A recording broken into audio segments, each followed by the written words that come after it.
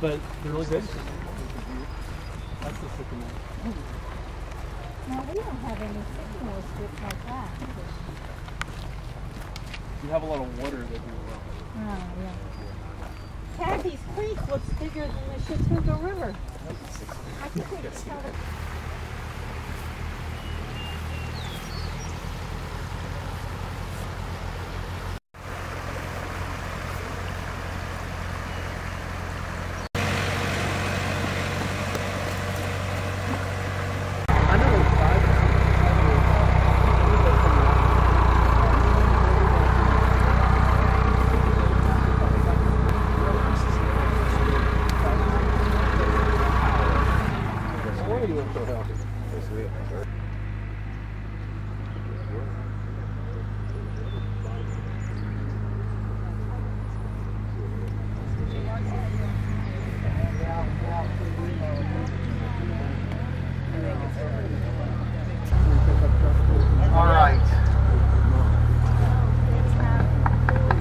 So I hope all of you can see what's going on over here. If not, just come on out and come close. What we're going to look at first is a plant called Chinese skullcap.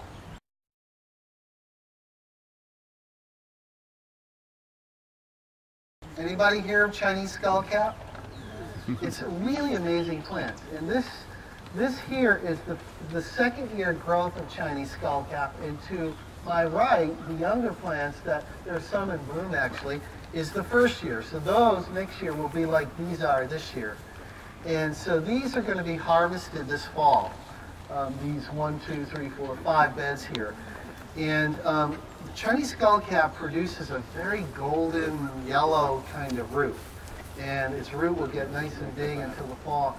And in about a month, actually, this will have, it'll be loaded with these beautiful purple flowers, much like what you're seeing over there. Just, you'll be looking down, it'll be almost purple. You'd hardly be able to see the green. That's how beautiful it will look. We'll harvest these in the fall, and then we make extract, a liquid extract of this particular root. This is an amazing, absolutely amazing plant. It has a lot of attributes. One of the attributes of Chinese skullcap is that it is very strongly antiviral. So it has the ability to address a broad spectrum of viruses, including, but not limited to, the retroviruses, in which mono and HIV belong to. And the way it actually works to influence retroviruses is by inhibiting an enzyme called reverse transcriptase. And that inhibits the virus to duplicate into the DNA of the cell, because it needs that enzyme to do that. So it has this antiviral property. It also has a very strong anti-inflammatory property. The roots are inhibited of the COX-2 enzyme, and they're very good for treating arthritis, for treating inflammation, rheumatoid arthritis, and osteoarthritis, and other inflammatory... Headaches? Yeah, you can use it for headaches as part of anti-inflammatory with other herbs that are more anti-pain. We also use it for a condition known as damp heat. And the way damp heat manifests in our body is through like damp digestion, where you have Candida albicans, yeast overgrowth, or you have yeast infections, or you have very sluggish digestion. This is the most specific herb for damp heat or for Candida overgrowth.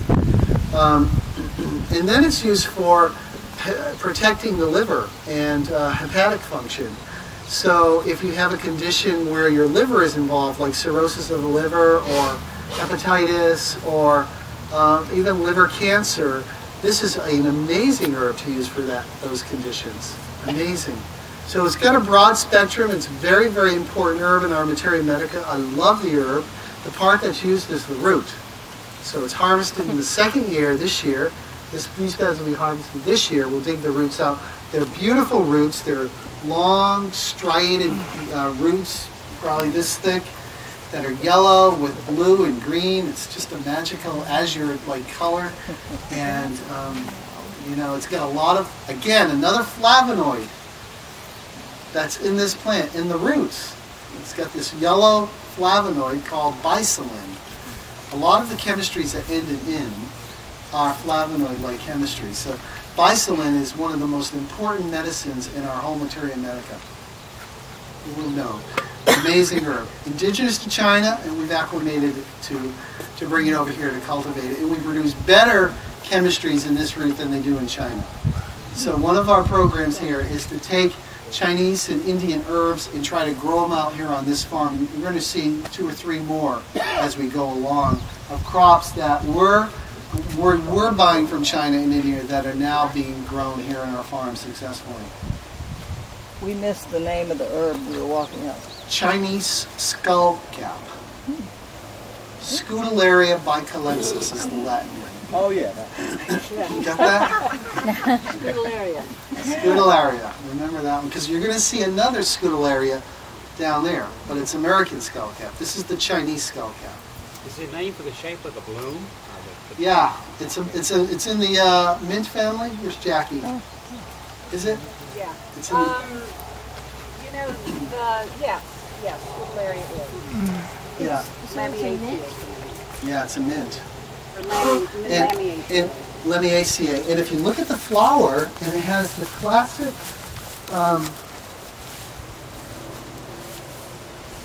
I don't know who asked the question. Did you? Yeah. Here, look at the flower. It has a classic flower as most mints do. Yeah, yeah, very observant. Yeah. So where are the seeds? Now? The seeds haven't emerged yet. These got to go to bloom, and then the seeds will come later. Do you use any biodynamic methodology here? We use a little, but I wouldn't rate this as a biodynamic farm. This is an organic farm.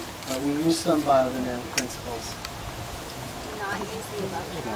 No, we don't. We don't use the above ground part of this plant. On the American skullcap, that is what we use, the above ground part. You've got bee hives. Have you had any problems with the Colony collapse? bees?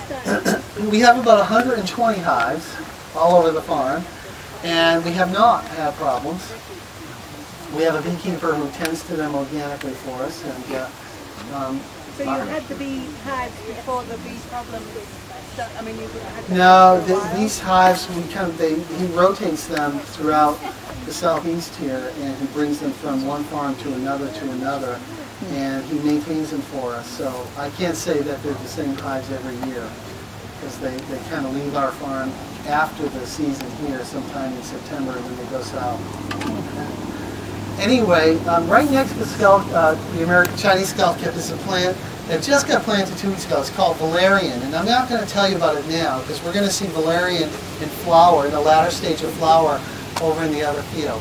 But let's walk around now and up to the echinacea because I really want to show you that. We have really nice.